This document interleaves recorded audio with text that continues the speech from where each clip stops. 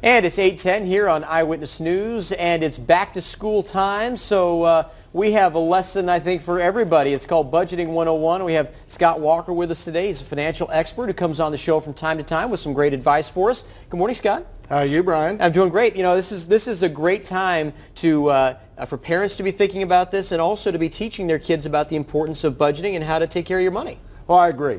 You know, if you take someone that actually enjoys a little bit of financial security or financial freedom, one thing's very in common. They know how to budget their money.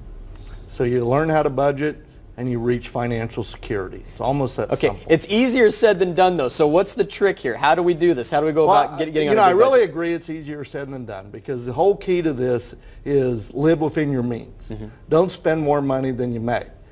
Now, that said, it does take a little bit of time. You know, you've got to take a little bit of time up front to get all your statements together, figure out what your income is, then take the time to really track your expenses. Now, on my website, WGIFS.com, I have a little form that can make this process a lot simpler. But you need to understand on your expenses, you have your fixed expenses and your variable expenses. Fixed expenses like your rent, your mortgage, your car payment, the things that happen every month.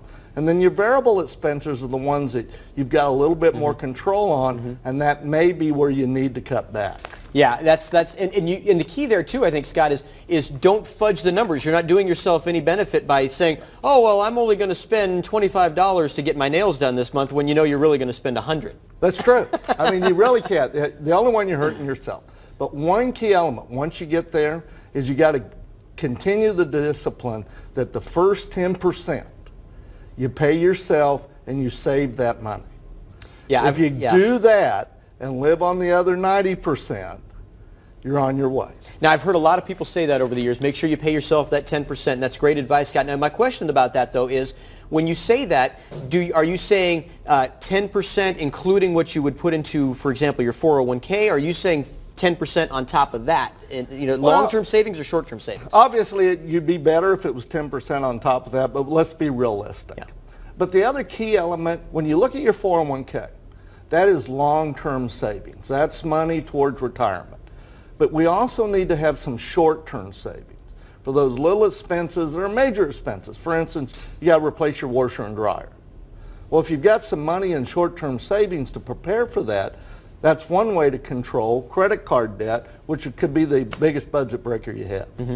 Good advice. And, you know, talk to your kids about this, too. It's a great time to get them thinking about it. I'm amazed more schools don't have courses on this kind of stuff. I think we might be in a whole different situation if we were doing that in kids. I think so. I mean, you know, like I said, when you look at people that really have a lot of financial security and feel comfortable, it's because they've learned how to budget early and stick with it. But another key thing here is just because one month you don't do it, don't beat yourself up. Yeah.